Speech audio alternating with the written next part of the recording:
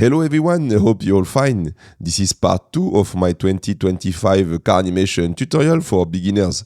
If you're looking for part 1, the link will be in the description. Many of you ask what Blender version I use. Well, it's the latest, so 4.3.2. Last time we finalized the road and the barrier on each side. Today we are going to add some traffic, create our final camera animation, finalize the environment, light the scene, render everything, and bring the project to life in DaVinci Resolve. So let's start just after this quick shout out. The ride is my Blender car animation course created for beginners and intermediate users who want to get into car animation. Now you get 85 videos and 13 hours of training. And of course, everything is included. The cars, the assets, the add-ons, everything you need to follow along. You will also get my personal help on a private channel on Discord in case you're stuck or you need advice. As I mentioned in the first part of the tutorial, you can get free cars using the method in this video. The link will be in the description. But because I'm lazy, I will just use the traffic add-on. But once again, it's exactly the same principle if you're using free cars. Okay, let's do this. I will hide the road for now, just to explain our strategy for the traffic placement. I press 7 on my numpad to go in top view, and here we can see the car and the path. If we come around here, we can see that the car is driving on this side, and a cool and badass justification would be that it's going so fast that it needs to avoid a car around here and here. And we can think the same around here. There is a car, so it has to go like this. I think you get the idea. We are going to place cars at all those strategic places, so we emphasize the sense of speed and danger. Okay, let's do that. If you're using free cars, you just copy and paste the car into your scene. And if you're using a tool like the traffic add-on, you just spawn a car. So I will spawn this one. I just click on it and that's it. The car is there. So let me move the car where we said around here. Actually, let me display the material so we can see where to place the car. So yeah, somewhere around here. So when our hero car is coming, boom, it's avoiding this car. And I will not do that manually for all the cars, it will be too long, but let me show you the result in my final project. So here is the result in my final project. As I told you, I tried to place some cars everywhere I felt dangerous to bring some action to our project. So here, and here, and here a car in front. It's avoiding this car, and then it's avoiding those cars, and here, exactly like we said. Okay, now let me show you how I animate those cars. I will take this car, for example, and just to be clear, you don't have to rig the cars.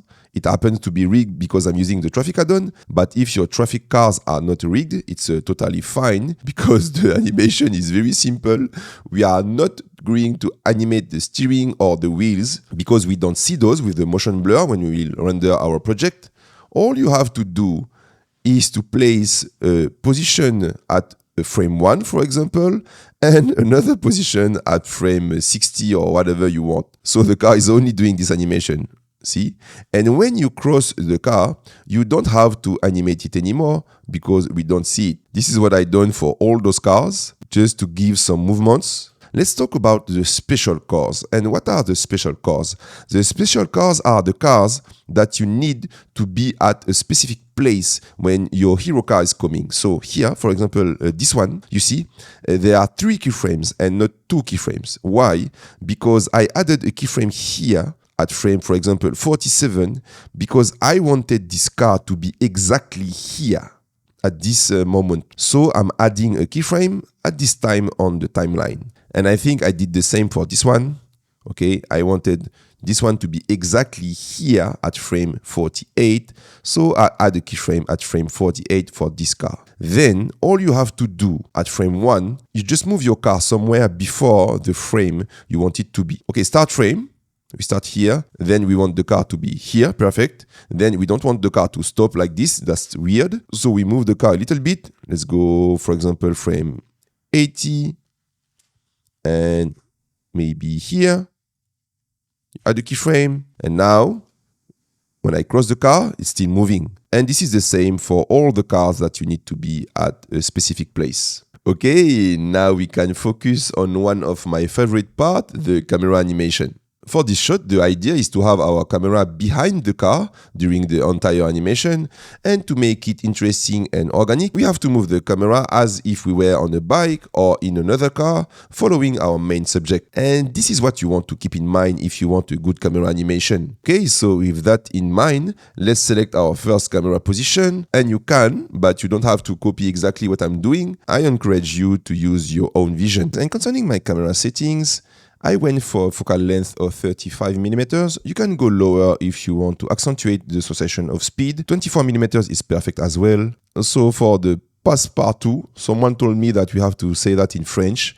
So from now on, I will say that in French. So passe-partout, we have a value of 1. And then I already told you the depth of field. F-stop 1 and blades 5. The other ones are by default. And that's it for the camera settings. For the aspect ratio of the image, you come here on output. And I went for a resolution of a 1920 by 817. This is a cinematic ratio.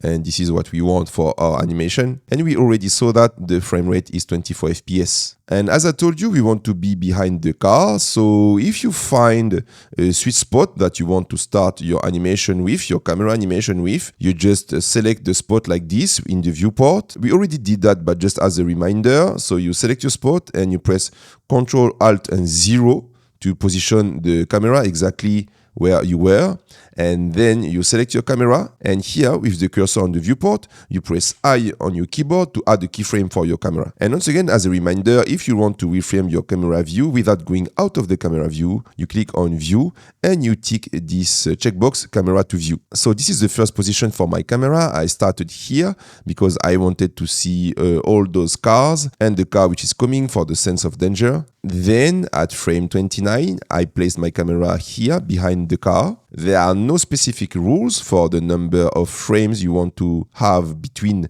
your camera positions. It's really up to what you want to accomplish for your scene. Then at frame 61, I went around here with my camera. You have the position of the camera here.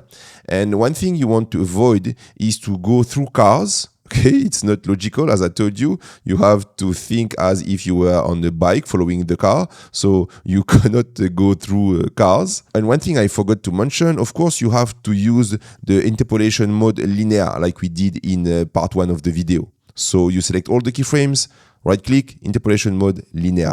Okay, then I placed a keyframe at frame 115. And here I wanted the audience to discover this car, to feel how dangerous it is. Then to go on frame 177, I did exactly the same.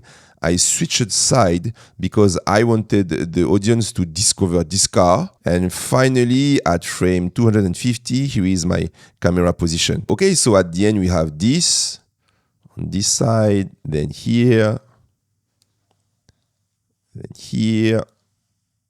and finally on this side. Okay, but if you notice, our camera animation is there, okay, but it's not crazy. There are two main elements missing. And one thing which is missing is it's not smooth. Here, for example, you can see like the camera is bumping on something. It's not the car, it's the camera. Okay, the camera is bumping because we are switching position between this position and this position. So it's doing this little bump thing, and it's very weird when you look at it. We have to smooth the camera animation.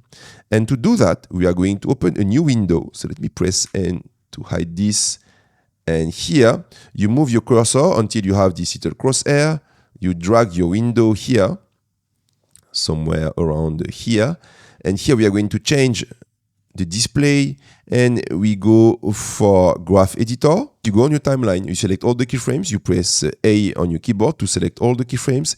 Here, to better see what's happening, you press Home. So you can see all the keyframes. And what we are going to do, we are going to fill the gaps between the camera positions. So key, density, and bake keyframes. So here, it has created all the keyframes for us between the camera. It's changed absolutely nothing. Okay, it's exactly the same. What we can do to smooth everything is you come here in key, you go in smooth, and you use the smooth legacy. This is the one I use always. So you click once. Okay, and then you have to click again and again. So what I did is right click, assign shortcut, and you can assign a shortcut if you want. And I already have a shortcut, it's Alt O, so I did use the same shortcut. So once again, I do it one more time by clicking, Smooth Legacy, boom. And then I do my Alt O, and it's actually smoothing the camera animation, and you can see the car slightly moving because the car is not moving. This is the camera is moving. Okay, so I did it like 40 times. So let's see now the result. And now we don't have this weird bounce of the camera. Everything is really smooth. Perfect. Now the final touch. Of course, we don't want a smooth camera animation. This is not good. This is very boring. Okay. We want some actions. We want a lot of shakiness. And for that, we are going to use the Shakify add-on created by Jan Hubert. And I will put the link in the description to download this add-on. And to install this add-on, it's exactly the same as we did for the Rigocar add-on. You go in Edit, Preferences. Here you click on this little icon, Install from disk. You go and search the file you have just downloaded, the zip file. Once again, it has to be the zip file. The name should be Camera Shakify Master or something. And you click Install from disk. Then be sure that the Camera Shakify add-on is activated with this checkbox. Okay, with the add-on installed, you click on your camera. And when you go on the camera icon, you will have here a new Camera Shakify zone. And to add an effect, you click on this little plus icon. And here you will have the effect is investigation. Okay, and the influence is 1. And if I press spacebar, already you can see the result. There are some shakiness happening on my camera. Okay, that's perfect. Now we want more, always more. So plus. And you can change the effect. You click on the line, and here in Shake, we are going to choose Out Car Window. But for Out Car Window, I don't want an influence of 1. I want to have like 0.6. Okay, then we can add another one, and the Cameron. This one, I want 0.4. And let me reorganize this. So here I want the investigation first, then I want the Out Car Window, then the Andy Cameron, and finally, we choose a bike on gravel 2D, and this one is very intense. So let's go for 0.1 for now. And let's see the result now. Okay, that's a bit too much. So I think this is the bike on gravel. It's too strong. So let's go for 0.03.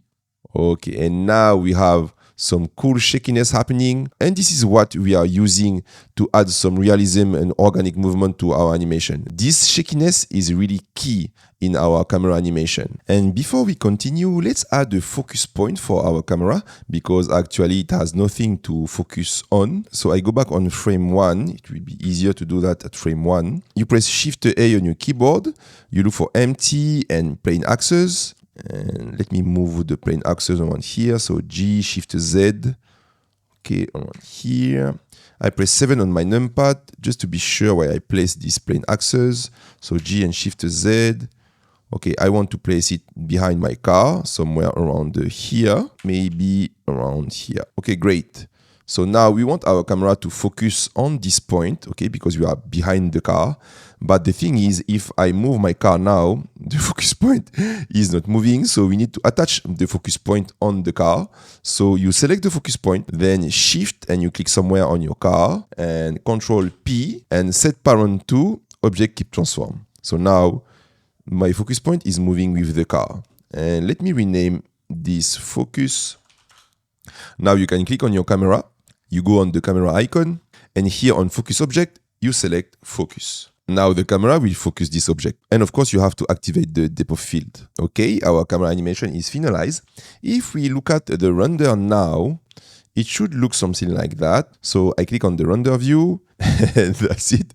We have a black screen because we do not have any lights in our scene for now. And if your scene is not black like mine, maybe it's because you have some lights coming from your world properties. So you click here on the world icon, and for the strength in surface, you put 0. So it's really hard to see what we are doing if we don't have any lights in our scene. So let's start with that. Let's go back in solid mode here, and let's add some street lamps in our scene. And I will use a street lamp from my city pack. So here I will split my screen again, and I will go in Asset Browser and I will select my city pack. In my city pack, you have a lot of buildings, city props, and skyscrapers. And the great thing about those is they are very low poly. So even if you have a low-end computer, it will be very easy to render and to manipulate in your viewport. So I really think you should check this city pack. The link will be in the description. It's only $9 and you will have everything you need to create your projects. But of course, as I told you, this is a free tutorial. So I'm going to provide everything we need. And here we'll need this guy. Okay, we will need a street lamp. So just to show you how easy it is to use with my city pack, you take the guy and you drop it in your scene. That's it. Okay, I want it to be at 0Z and I want to move it around here. And yes, I will put the link of this street lamp and the light in the description. If you're not using the asset browser, you just have to copy and paste the asset in your scene. Okay, let's go in material preview mode. Okay, so I press 1 on my numpad to be sure where it is. Yeah, it's too low. Let's go around here. Okay, now let's check the result in render preview mode. Okay, so we have a light here. I think we need to add a lot of street lamps to light our scene. So let's go back in solid mode. If you want to check the power of the light here, if you click on it actually, you cannot access the light because it's within an instance. To fix that, you select the asset, Control A, and you click on Make Instances Real. So now if I click on this light, now I have access to the light and I can see that it's power 100 watts and this is exactly what we want. So I don't need to change that. So now what I want to do, I want to duplicate the street lamp. So I select everything, Alt D and G and Y. And you're going to ask me, why don't we use an array like we did for the road and for the barrier? We could do that. It's perfectly fine. But I like to place my lights manually. It's always the thing I do. Why? Because I like to have a total control and I like to cheat whenever I want, like in real life. When you're doing a movie in real life, you cheat all the time with the lights, with the position, with your framing. And here, if I do an array, I will have the same space between the street lamps, etc. I will have the same power for the lights. And here I want to have a total control. It's just taking a few more seconds to do that, Alt D and G and Y. And then you can cheat. You can cheat a little bit on the placement, on the space between the street lamps, etc. You can use an array. It's really up to you.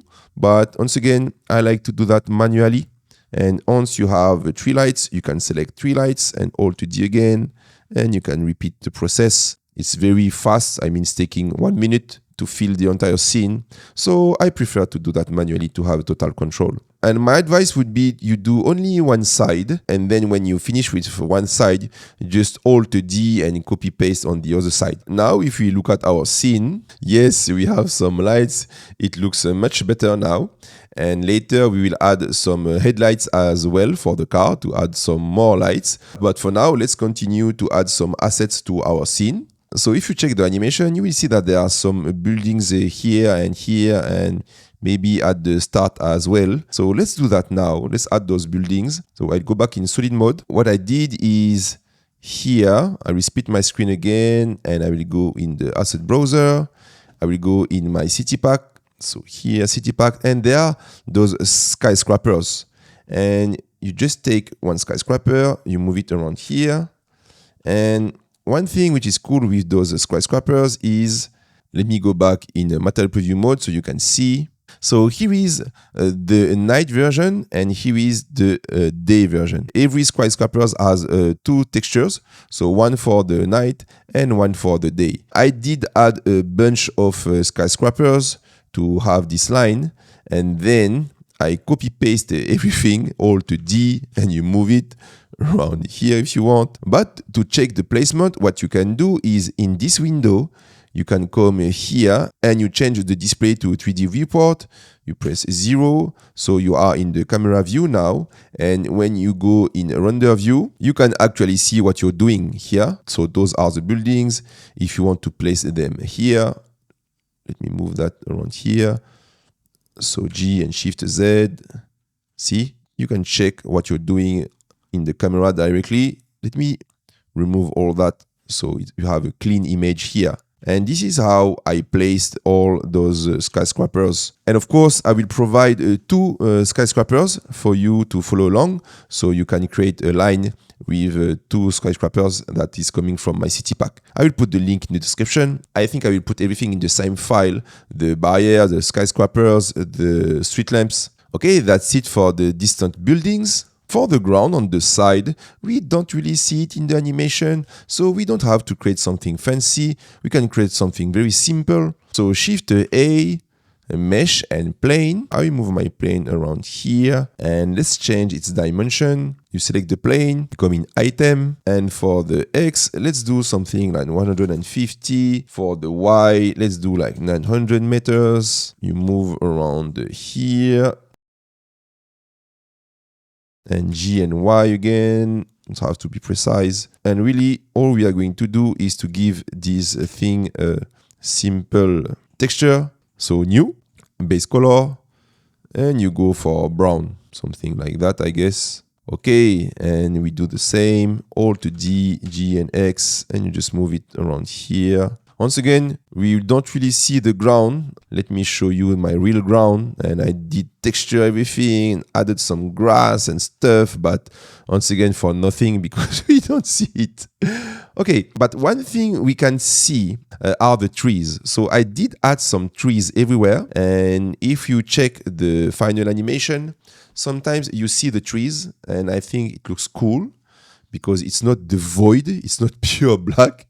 At least you see something, and why not trees? Because it's easy to add and it's easy to find. For my trees, once again, I did use an add-on from the same team as the traffic add-on. It's called the Botanic add-on. And frankly, for me, this is the best add-on for vegetation. Trees, grass, everything. It's very easy to use. You come on Botanic and you can select what you want to add into your scene. If you want to add trees or grass or rocks or whatever you want. But once again, if you don't have this add-on, there are free alternatives. There is this website, max3.org, and I will put the link in the description where you have free trees, free grass, free bushes, free everything. If you want to use, you will have some files and you have to copy paste the trees on your scene. So that's it for the decoration. It was very simple, only some skyscrapers and the trees. That's it. And you can have a pretty cool scene with just that. Now we can work on the light. For the light, we only have the street lamps at the moment. And there is this thing I love about the traffic add-on. Yes, you can customize your license plate. That's pretty cool. You click on your car. You press N. You go in the traffic add-on. And here, you can activate the lights. And look at this. Boom. Everything is done for you. And it's super clean. Look at the quality of the light behind. I used to do that manually for all the cars, and now all I have to do is you click on the car and you activate the light, and it's bringing realism to our scene because we can see the effect of the headlights on the road. And I think this is very important for a scene like this, a night scene like this, because this is what you expect in the night scene, to see the effect of the headlights on the road. And let me show you what you can do if you don't have the traffic add-on. There are many solutions, but one thing you could do is Shift A, light and spot, for example. Let's move this spot around here. I will go in top view and I want my spotlight to be just in front of the car. And for the power, let's go for 1000. Now we can apply a rotation like -95 or something like that. And you just click on this one, Alt to D to duplicate, and G and X, and you move it on the other side, somewhere around here. And that's it. You have some spotlights. And now if I place a car in front of this, now you can see the effect of the headlights on another car. So you're bringing lights to your scene. So this is for the front headlights. Now, if you want to do the same for the backlights, as I told you before, with the traffic add-on, you just have to press one button here. So 0 for off and 1 for on. Chances are you won't have this option if you're using a free car. So let's check on my C63, for example. So on my car, you double click on those lines until you have those backlights. And then you can play with the emission. So if I put the world to 0, so here it's on, and if you want to put it off, you just put 0 here and here. And this is how you turn on the backlights on my car. And once again, sorry, but I can't tell you how to do with all the cars out there because every 3D model is different. But in most of the case, you should have an option like this. And concerning the light, there is one more light I did add into my scene. If we check this image, for example, you can clearly see the trees around the road. But if I go in render preview mode, we barely see those trees. So there is no point on adding trees if you don't see them. So what I did is I added this area light. So let me display it. And now you can see the trees on only one side of the road because for this camera angle, I was more focusing on this side. So this is an area light and the power is 8000 watts. And I went for this color to simulate the light of the moon. And let me show you exactly this light. So here is the light. And to create a light like this one is very easy. Shift A, light, area. And here is the area light. And I didn't want this light to light the road and the cars. I only wanted this light on the trees. That's why it's there. And for the size, I went for 600 meters. So you select your light, area light here, and 600. So yeah, something like that. And I think it was a little bit larger like this. And I went for minus 44 degrees. And I just placed the light where it is now, I mean somewhere around here. And yes, that's it for the lights of our project. Now we can focus on the render part. And for the render engine, of course, I use cycles and I use my GPU. For your information, I have a 4090. For the render, I use 1024 samples and denoise with optics because of my GPU. Everything is by default.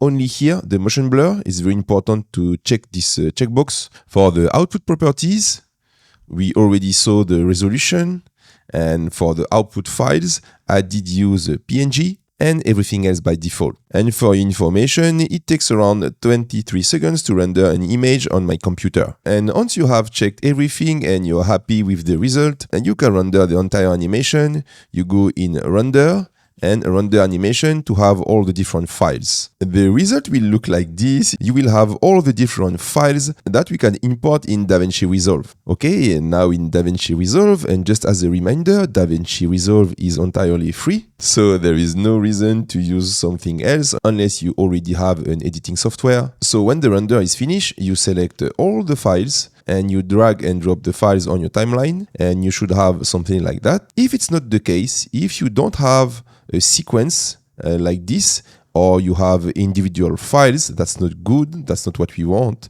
Then to fix that, you come here in the media tab on this icon, you click on these 3 dots here, you go in a frame display mode and you choose sequence. So it will force DaVinci Resolve to interpret your files as a sequence. Then you will be able to display your project as a sequence. Okay, now let me show you what I did in DaVinci Resolve. So here is my final project. You can see that I did render different framing, different camera angle, but now you know how to do this one. There is no reason that you don't know how to create the other angles. For the snow particles, I did find them on the website Action VFX.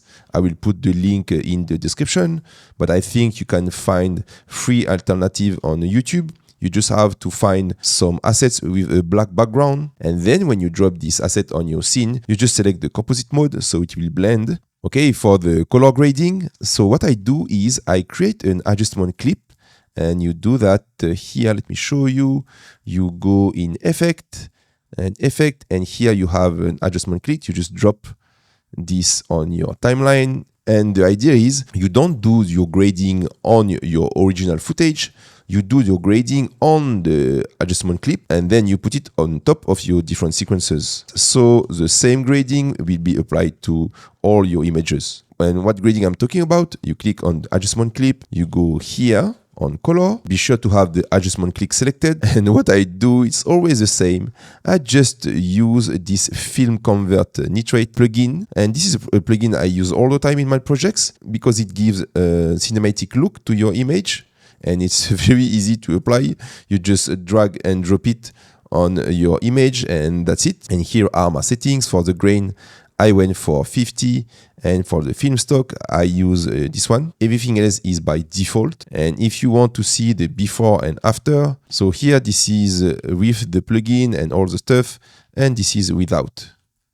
Okay, so it adds some lights, some contrast, some blue tone in the shadows, and this is something I like for the image. Then for this adjustment clip, I also add some glow. And for that, you go in the Fusion tab, and between the input and the output, you just add a glow. So Shift spacebar, you search for a glow, this one, you press enter, and here the glow is too extreme. I went for a 0.1, and that's pretty much it for the image. And for the sound, I always do the same. I go on YouTube, I look at my car animation, and I try to find some matching clip in Forza Horizon 5. There are a lot of videos for Forza Horizon 5, and this is where I generally take my sound effects. I also have the video game installed in case I need something specific, but most of the time I found everything I need online on YouTube. Okay guys, we covered pretty much everything. It would be great if you could leave a comment or a like. Don't hesitate if you have questions. I talk to you soon. Bye bye.